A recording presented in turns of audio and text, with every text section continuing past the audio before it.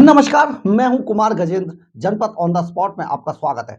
हमारे एक दूसरे social media platform podcast with Kumar Gajendra में भी आपका स्वागत है।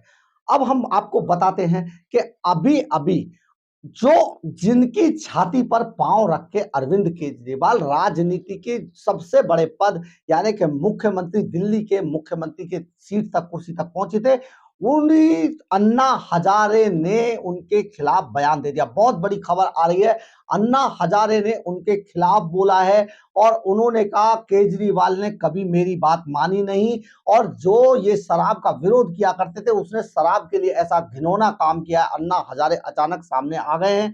देखिए, आपको हम एक और बात बताते हैं कि आखिर अन्ना हजारे की इस टाइमिंग को देखिए कि इतने दिनों से अरविंद केजरीवाल पर भ्रष्टाचार के आरोप लग रहे थे, इतना बड़ा बवाल कट रहा था, सब कुछ हुआ। चैनलों ने भी बहुत बार संपर्क करने की कोशिश की, हमने भी बहुत बार संपर्क करने की कोशिश की, लेकिन रालेगंज सिद्धि के अंदर अन्ना हजारे बिल्कुल अपने आप को छिपाए हुए थे, यानी कि दाल में कुछ काला था। और आज जब अरविंद केजरीवाल तिहाड़ जेल चले गए हैं तो रात के बाद अगली सुबह ही अन्ना हजारे सामने आ गए और उन्होंने बयान दिया। यानी कि ये बात इससे साबित होती है कि अन्ना हजारे को कहीं ना कहीं ब्लैकमेल किया गया था और अन्ना हजारे को डरा धमकाकर उनको रालेगंज सिद्धि में एक तरीके से हाउस अरेस्ट की स्थिति में ला दिया था कि आप कुछ मत बोलिए, आप बोलेंगे तो हम आपके खिलाफ ये करेंगे, क्योंकि ब्लैकमेलर अरविंद केजरीवाल का एंड कंपनी का यही काम है और इसी तरीके की चीजें करते रहते हैं लगातार। तो अरविंद केजरीवाल का ये चेहरा अब सामने आता जा रहा है। एक बार जरा सुनिए अन्ना हजारे क्या कह रहे हैं।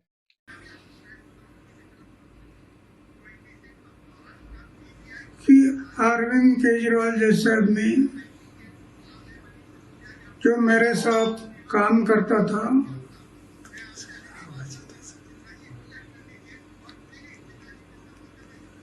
और शराब के बारे में हम लोग आवाज उठाया था,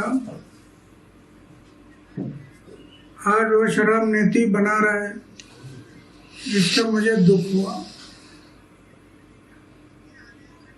लेकिन करेगा क्या, सत्ता के सामने कुछ नहीं कर सकता। आखिर उसको जो अरेस्ट किया गया, अटक हुआ, वो उनकी कृति से हुआ। हम ये बातें नहीं करते तो अटक होने का कोई संभव नहीं था।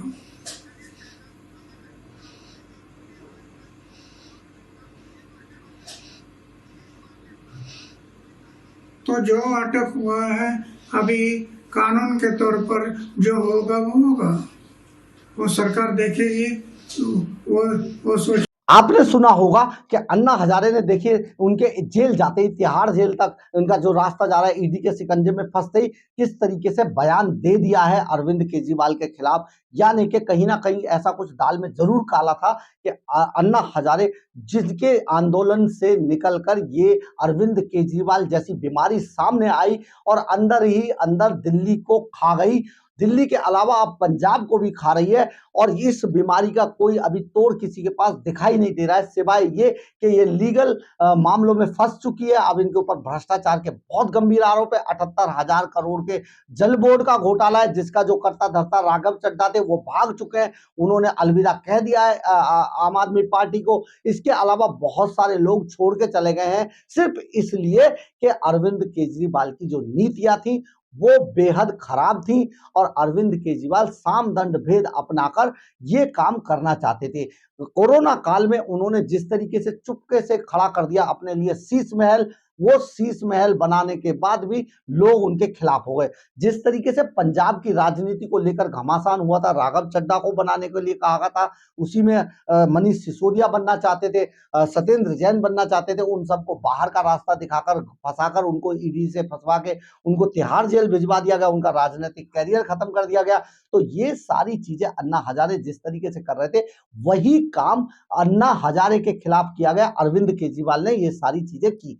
अरविंद केजरीवाल ने जिस तरीके से सबके खिलाफ साजिश रची और एक एक करके सबको ठिकाने लगा दिया, मनीष सिसोदिया, सत्येंद्र जैन, संजय सिंह, इन सबको ठिकाने लगाकर कहीं ना कहीं उसके पीछे जो उनकी मंशा बताई जा रही थी, वो मंशा ये थी कि दिल्ली की गद्दी वो किसी भी तौर पर आने वाले समय में सुनीता केजरीवाल को सौंपना चाहते थे और पार्टी के अंदर जो भी आवाज उनके खिलाफ उठती थी उसको वो इसी तरीके से दबा देते थे।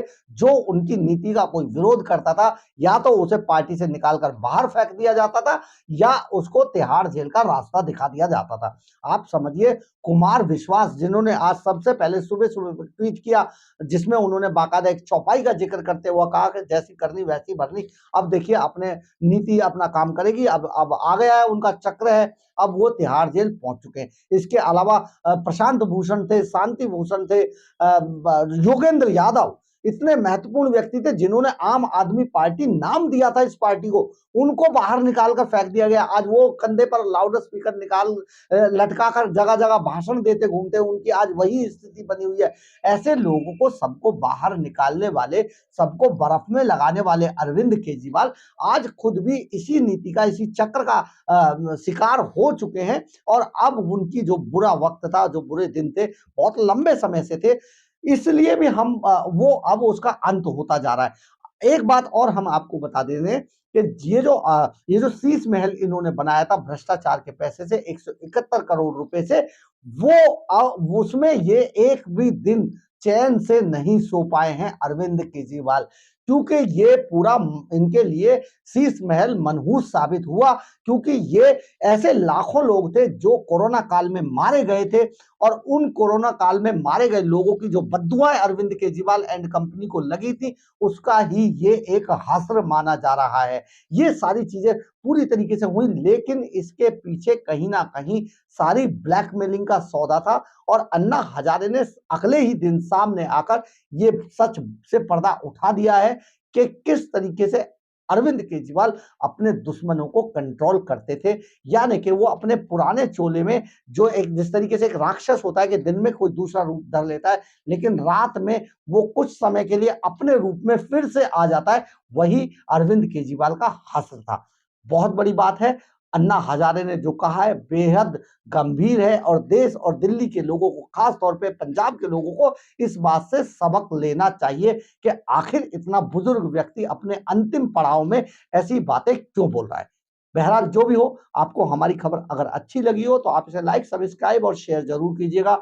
कमेंट्स बॉक्स में अपनी राय जरूर लिखिएगा, इससे हमें ऊर्जा मिलती है। जय हिंद, जय भारत।